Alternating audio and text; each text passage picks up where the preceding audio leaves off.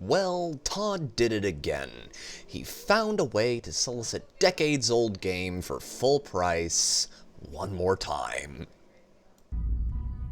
You can't keep getting away with it!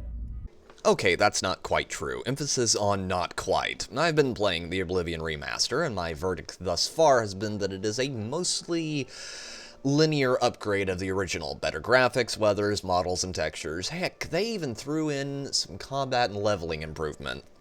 Combat actually feels more impactful, and leveling is different than before in a lot of ways. I haven't finished it completely yet, so this isn't a full review of the game, but thus far I have enjoyed the remaster of Oblivion quite a lot. However, what would a modern Bethesda game be without a fair bit of socio-political posturing involved, as in the character selection at the beginning of the game, you don't get to pick male or female, as you did in the original, but body types 1 and 2. Listen! Fuck up!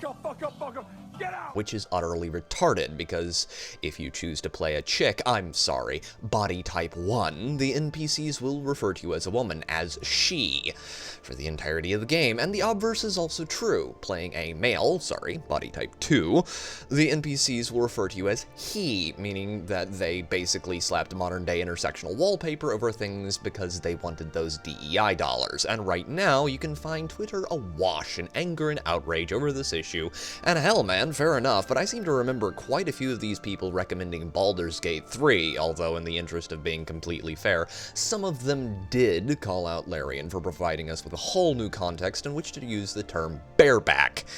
Am I pissed about this pointless insertion of PP politics? Yes, absolutely, but in this case, just as was the case for Baldur's Gate 3, the overall quality of the game outweighs a bit of annoying political poofery.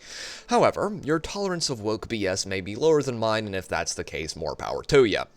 There is also the not-so-small matter of the butt-ugly characters. You would have thought that with the use of Unreal Engine 5, Bethesda and Virtuos could have improved the way NPCs looked from the original quite significantly, but sadly, in most cases, they look just as bad, if not worse, than the original, just with a higher poly count this time. And that is before we even get into the character creator, which for some reason is capable of crafting perfectly serviceable abominations, but a character that actually looks good is a real struggle to create, because for some reason, modernizing and improving the character creator to not be as shit as it was in the original is just not possible for reasons, despite Bethesda having already shown themselves capable of making better character creators in ESO and Skyrim.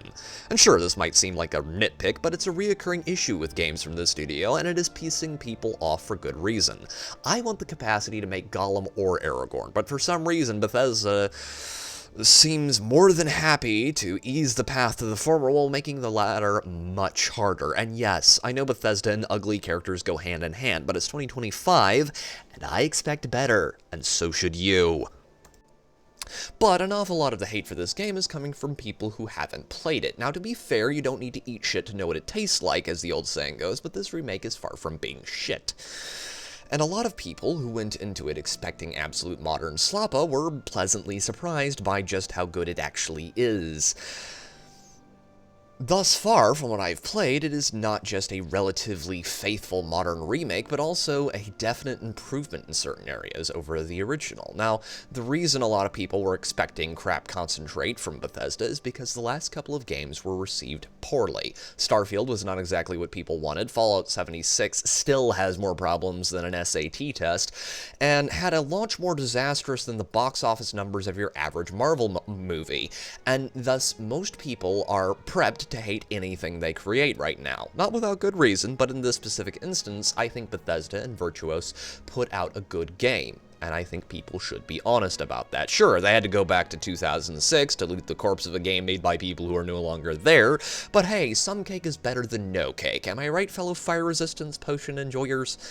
But those are just some of the reasons I think people are pissed at Bethesda. Please tell me what you think down below. If you enjoyed this video, please leave a like and consider subscribing. We are edging towards 700 subs, slow but sure.